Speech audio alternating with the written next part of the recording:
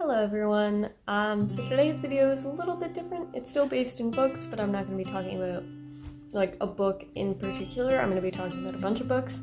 I thought I would talk about the characters who've influenced who I am today, because I find that's a popular topic amongst booktubers, and it's a really important topic to me because a lot of like the books that I've read growing up and now really influenced my personality, especially as a neurodivergent person. So I just wanted to talk about some of the most important characters to me growing up and now, and why they influenced who I became. So the first book character who really stuck with me after like a while of reading, when I was 10, I think I was 10 or 12, I read The Hunger Games, and Katniss, which many booktubers have said, was the first character I saw really like show strength in a lot of ways, and more of like a secretive strength,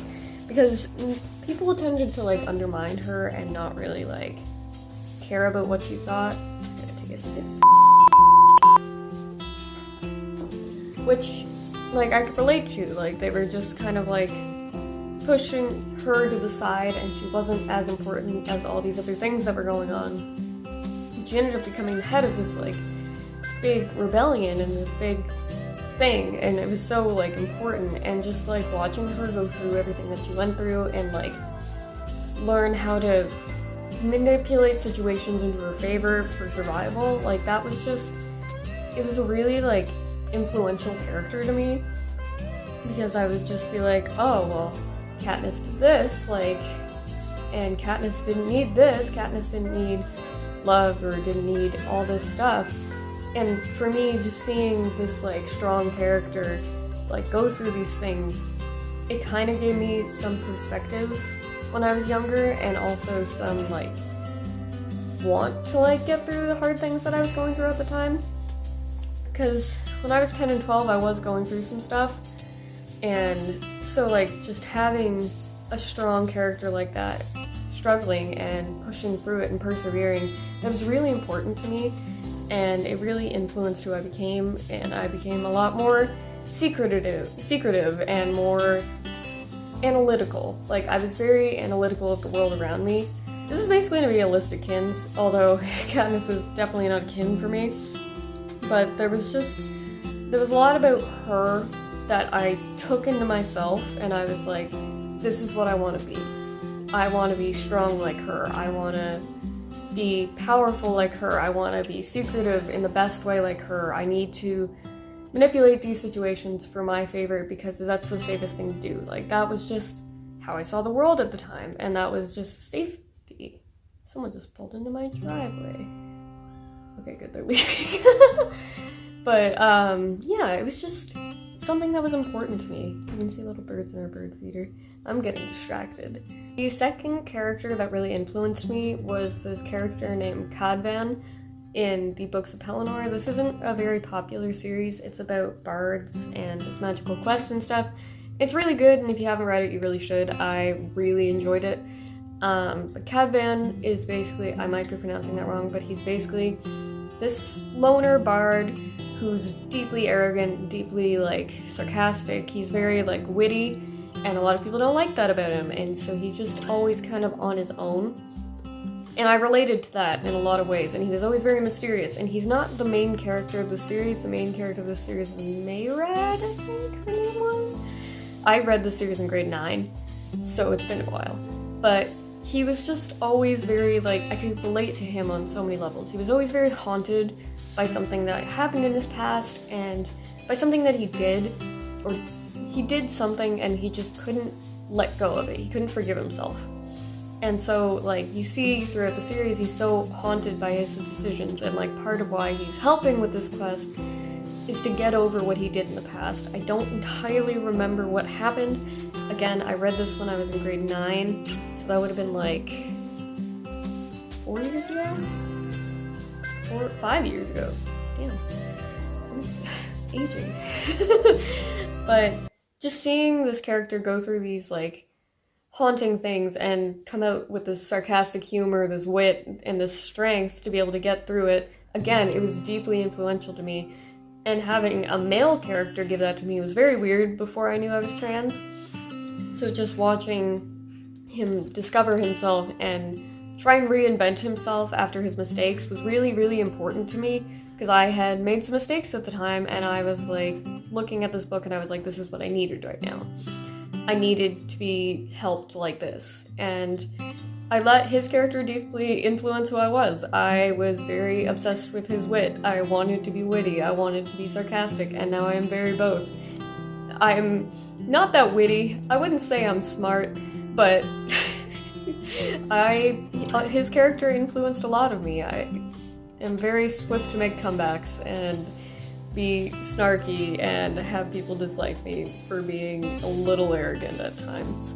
So he was a huge influence on my personality, and if you haven't read the books of Hellenor, I highly recommend them. They were really good, and I think I should reread them eventually, because they were on my favorites list for literally like ever. And I don't remember what the story is, because it's been like 5 years. So yeah, read them. Thank you, Cadman, for owning my heart for so long. Next book series is a series that I also see on a lot of booktubers' reading lists, or as their character who influenced them, but that is of course Selena, or Aelin, from the Throne of Glass series. This woman fucking destroyed my heart and put it back together. Like, I read this when I read Throne of Glass when I was in a really like hard part of my life, when I was figuring out some things about myself that I would have rather not known. And so just like, I would escape into the world of Throne of Glass and just be there. Nothing else mattered. I could just be there, and that's all I wanted at the time. And I could watch Aelin struggle. I could watch her go through so many things. One of my characters now in the series that I'm writing, her name is Aelin, and that is because of how much this character influenced me and just really changed my life. Like, I know that sounds dramatic, but the way I saw that book series, it was a comfort to me. Like, it meant so much to me, and watching that kind of strength and that kind of power come from such a character like that, and such a well-written character. Like, I have my qualms with Sarah J. Maas. I'm gonna talk about my love-hate relationship with Maas in a later video, but also, I mostly love her. It's just watching Aelin go through all of that, and like, seeing a lot of her pain in myself, it really like hit hard. And I'm gonna talk about ACOTAR as well, because I read that this year, and again, I felt a lot of that pain in both Nesta and Feyre. And so, seeing these characters who've been put in really fucking shitty situations and have to fight their way out, like, nail and claw and beat the shit out of anything in their way to get away from the horrible situation, that was something that I had to go through. Like, I went through some shit. And so, just seeing a character do that reminded me that I could have the strength to do that. And again, the sarcasm, the wittiness, I have never been... I can be flirty. I'm not really, but I have the, like, aggressive flirty where I'm just like, haha, I like you, I'll push you in front of a bus. Yeah, that's me. But I've just always felt close to her. Like, it just felt like I could relate to her. And she was such an important character for me for so long. And I'm gonna say this about every single one of these characters, that they were important, that they were there at the exact right time, but that's why they influenced me. It's the same with TV show characters, like Sherlock influenced a lot of my personality. My need for analysis, my need to look at things from different perspectives.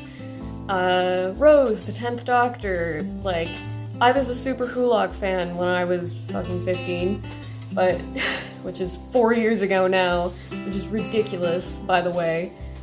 But just a lot of those characters, they influenced me because they were there at the right time. They were there when I needed them, when other people weren't. It was those characters that were there to guide me through these shitty situations. And that means so fucking much to me. So that's why I keep saying, like, this is a character who brought me out of a dark place. It was a character who I saw myself in, and that's just why I'm willing to make this video, because I've been in a dark place again recently, And I've seen myself in characters, and I needed them. Like, I need them so much, and I don't think people realize how important, like, these media things are to a lot of neurodivergent people like me. So I'm sorry if I'm rambling. This video is entirely a ramble, but I needed to talk about it. The most important character, I think, to my heart that I've seen myself in is Gideon the Ninth. I read that book last year, and everything about that book was important to me. It is probably my favorite book of all time, and it was just immaculate. And I see it get shit for being too confusing, too weird, too out there. It's amazing. Gideon is amazing. Gideon made me love myself, like, cause Gideon is me. Gideon is literally me. Like, sarcastic, queer, confusing, all over the place, ADHD, dumb bitch, bisexual energy. I don't think Gideon's bisexual, actually. She's sapphic, I think? She likes women.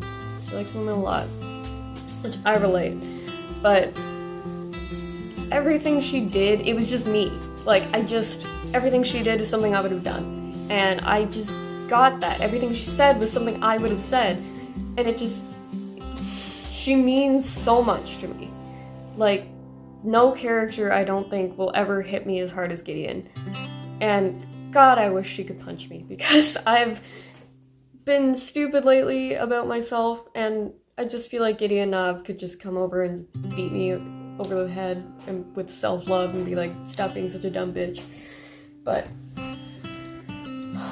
holy shit, I love Gideon Nav. Like, out of all the characters on this list, Gideon Nav is the most important to me.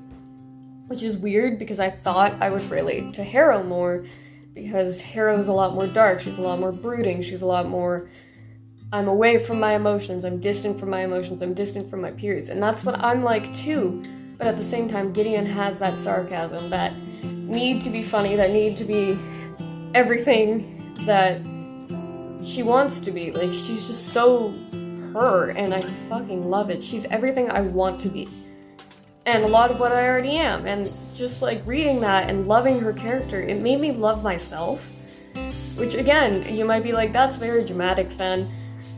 It fucking is. And I'm dramatic. Like, she was important to me, and she still is. Like, I adore that series. I can't wait for Electra the Ninth to come out. I think it comes out either this summer or next summer, but I'm gonna lose my shit, because Harrow the Ninth, what the fuck? I loved it, but what the fuck?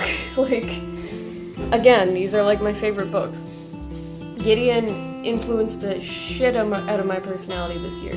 Like, she really, like, rocked my confidence into a whole new level, and I fucking appreciate it. Like, I read that book in 3 days, and it still owns my heart and soul. I think about it at least once a day.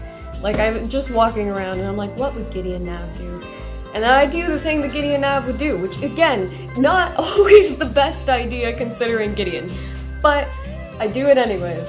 And it usually ends up somewhat poorly or bad, but fuck it. She means a lot to me. And she always will. And she'll mean more to me probably than any character on this list. And she always will mean more to me than any character on this list. Just because there's some characters that just come to you at the right time. It's like May from Night in the Woods. Fuck. Like, you could have just slapped my name on there. That would have been me. Like, I'm basically just giving you my entire personality in this video, and you're just like, oh, now we know what Fen's like. It's a chaotic, dissociative mess. So, yeah. This video's a fucking mess. Now, from the ACOTAR series, I really had some heavy relations to Farah. And I know a lot of people will be like, yeah, no duh. Like, a lot of people have relations to Farah, because Farah has been through a lot of struggles, especially that AFAB, assigned female at birth, people go through, especially with relationships, and with, if you don't know, with, what's his name? Blonde guy from the beginning. He's her first love interest. You know who I'm talking about, him. Like, going through that struggle with him and the abusive relationship and everything like that, I fucking felt it. Like, I have a tattoo for domestic abuse, Like, I've been through some shit. Like, I've seen my fair share of shitty relationships. So, like, just seeing how she felt in those moments where she was trapped and then trying to overcome that when getting in a new relationship and being like, I'm okay now, I'm safe now, it hit. Like, it hit fucking hard. And so, like, I felt that. And I hear it. And it's such a mess, but, like, I felt Feyre for a lot of that book. The second character in the ACOTAR series who fucking hit home for me was Nesta. Like, seeing Nesta use anger and reproachful emotions and bad coping mechanisms as a way to escape in Court of Silver Flames fucking hit. I am the king of bad coping mechanisms, so seeing her lash out and be like, fuck you, I can do whatever I want, I'm a bad bitch, like, I'm better than you, and that was her way of dealing with how much she hated herself. That's just me. Like, Jesus. Like, alright. Again, could have just slapped my name on there and you would have been like, hey, a book about Fen. Like, other than all the fairy smut. But at the same time, like, that book gets a lot of shit, like, for being so smutty. But at the same time, it had a really good fucking lesson. Like, sure, there was a lot of smut. But at the same time, the main focus of the story was still on Nesta and Nesta's struggles. And even the smut, like, that was something for her overcoming her self-hatred. And it was important, and it made sense. And I liked it. Like, I liked that book a lot.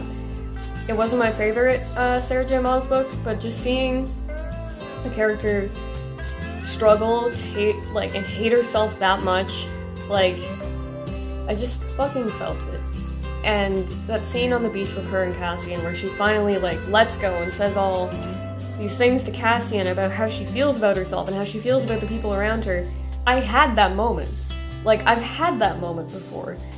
I remember it was like 2 years ago, my fiance and I were in a fight, and he was asking why I do certain things that I do that I don't talk about. And he was very, like, confused and conflicted because, like, I do these things and I don't think about them because they're defense mechanisms, and I just finally, like, poured everything out. Like, I was just like, this is everything. This is everything that's ever happened to me, everything I can remember, and this is what it is. And I'm working on it, and I'm sorry, and here is me. Like, this is it. This is what I am, this is who I was, and this is what I am now because of all the fucking shit I've been through. And he just hugged me after, and he was sorry. I'm gonna fucking cry.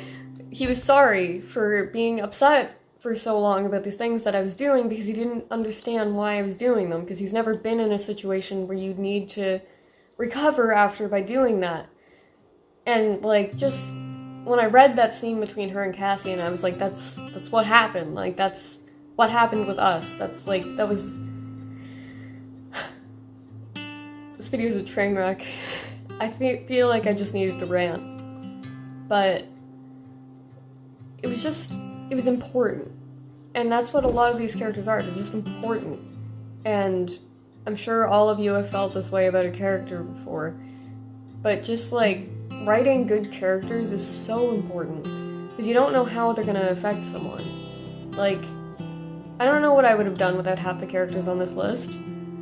Like, I was in such dark places when I read all of these books, and just seeing someone else get it. Like, even if they don't exist, but they got it, they understood, which means that even if they don't exist, the author understood. Because she wrote it, or he wrote it, they wrote it, it was there. So, it feels right to be like, hey, I get it, even if I'm not real. And it's so much better when they're not real, because then you don't have to be like, I get it, let's talk about it. It's just, I get it, and you can see how I get it. You can see that I understand you, and there's no need for any further conversation. And that was what I fucking needed. And that's why all these characters are so important to me.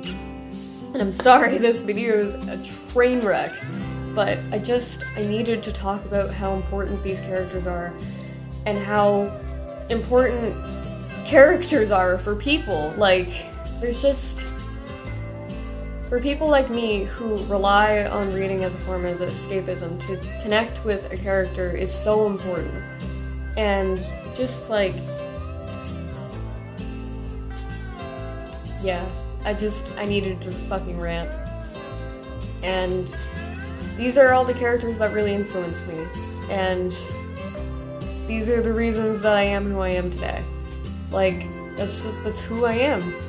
Because of these people that are fictional.